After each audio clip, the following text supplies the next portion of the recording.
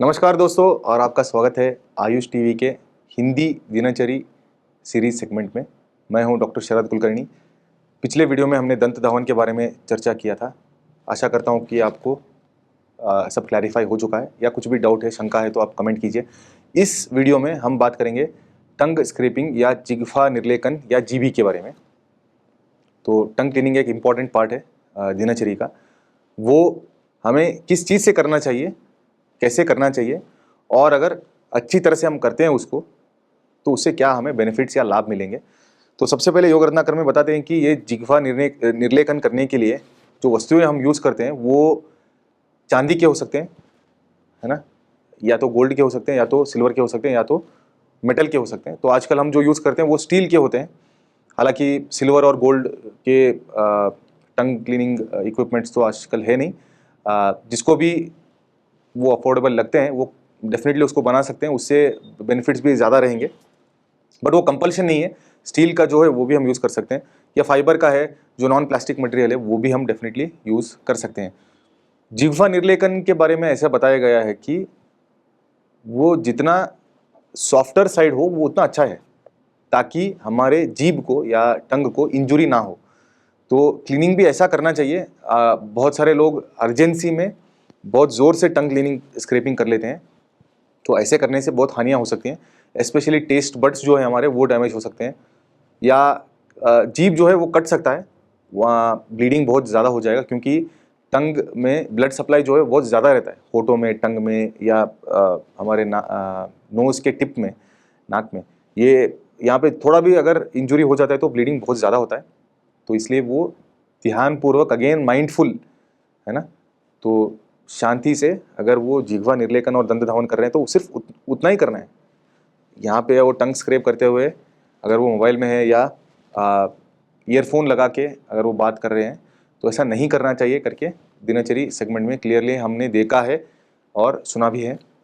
तो जिह्वा निर्लेखन करने के ये फायदे होते हैं कि मुख का मल, यानी जो भी ओवरनाइट या पूरा डे जो है जो भी मल बैठा रहता है टंग पे या ओरल कैविटी में, वो सारा क्लीन हो जाता है, स्वच्छता। ये इंपॉर्टेंट चीज़ है। दूसरा है विरसता, यानी अगर टेस्ट अच्छे से नहीं आ रहा है तो जेंटली अगर हम टंग स्क्रैपिंग करते हैं, टंग क्लीनिंग करते हैं, तो उससे मुख का रस जो है वो वापस आ जाता है।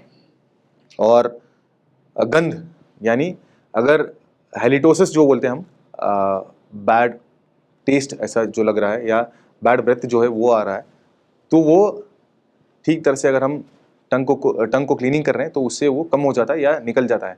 हालांकि हेलिटोसिस के बहुत सारे वजह हो सकते हैं। वो रेस्पिरेटरी हो सकता है, वो डाइजेस्टिव सिस्टम या गट से रिलेटेड हो सकता है, या वो ओरल कैविटी से रिलेटेड हो सकता है। लेकिन ओरल कैविटी से रिलेटेड है, डाइजेस्टिव सिस्टम से रिलेटेड है, तो डेफिनेटली दंत धावन और जिह्वा निर्लेखन यानी टंग क्लीनिंग से वो कम हो जाता है। और मुख और दांतों के रोगों का नष्ट हो जाना, यानी जो भी ओरल कैविटी के डिसीजेस होते हैं, कंडीशंस होते हैं, और दांतों के जो प्रॉब्लम्स होते हैं वो सारे जिह्वा निर्लेखन से ठीक हो जाते हैं या कम हो जाते हैं। तथा भोजन में रुचि, मुख की स्वच्छता और शरीर में लघुता होती है।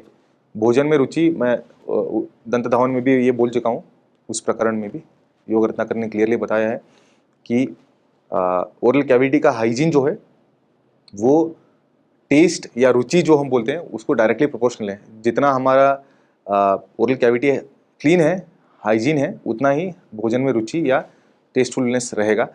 ऐसा बताया गया है बोल के दिन रात ब्रशिंग और टंग क्लीनिंग नहीं करना है।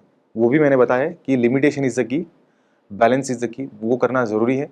माइल्डर वैरायटी ही करना है, बहुत ज़ोर से नहीं करना है।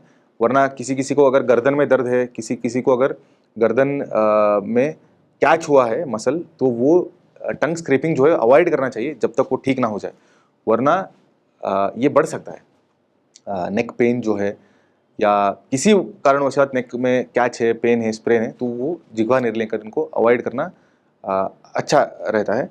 और ओवरऑल बॉडी में जो है वो लघुता आती है, यानी ओवरऑल लाइटनेस जो है वो भी रहता है। तो ये सारे चीज़ें हैं जिह्वा निर्लेखन के बेनिफिट्स। तो इस वीडियो में हमने देखा कि टंग क्लीनिंग या टंग स्क्रैपिंग कैसे करना चाहिए, किस चीज़ से करना चाहिए और इससे क्या बेनिफिट्स होते हैं। और जिन जिन को नहीं करना चाहिए वो भी मैंने बताया है ऑलरेडी आपको। तो आशा करता हूँ कि ये भी वीडियो आपको अच्छा लगा हो। अगर अच्छा लगा हो तो डेफिनेटली इसको लाइक कीजिए और शेयर कीजिए। आने वाले वीडियोज़ में दिनचर्या सेगमेंट में आगे जो जो हमें दिनचर्या में काम करना चाहिए उसके बारे में मैं आपको क्लियरली बताऊंगा। तब तक आप स्वस्थ रहिए और मुस्कुराते रहिए। धन्यवाद।